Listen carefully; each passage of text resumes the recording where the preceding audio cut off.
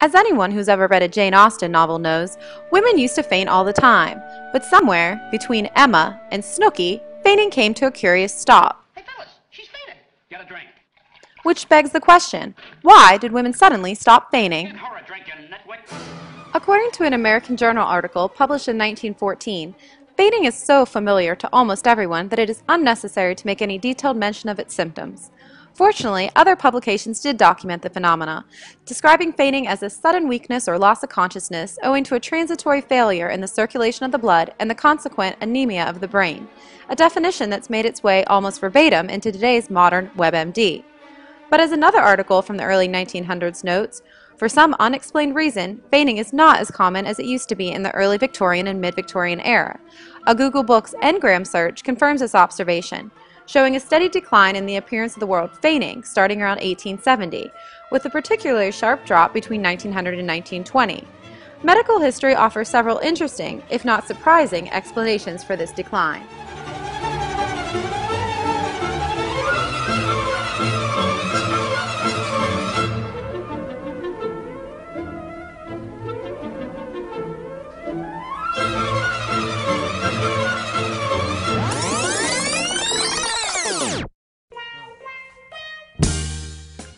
That's right, one of the main causes of fainting used to be attributed to female hysteria. Hysteria, Greek, that which proceeds from the uterus. In the 4th century BC, Plato claimed that a woman's uterus wandered around her body, strangulating other organs and causing shortness of breath. 500 years later, the physician Galen would define this as hysteria. Fainting, one of the primary symptoms of female hysteria, was treated by a doctor who would stimulate the patient until she attained a healing paroxysm. However, doctors grew tired of this demanding work, and in 1880, Dr. Granville invented a medical instrument to take their place.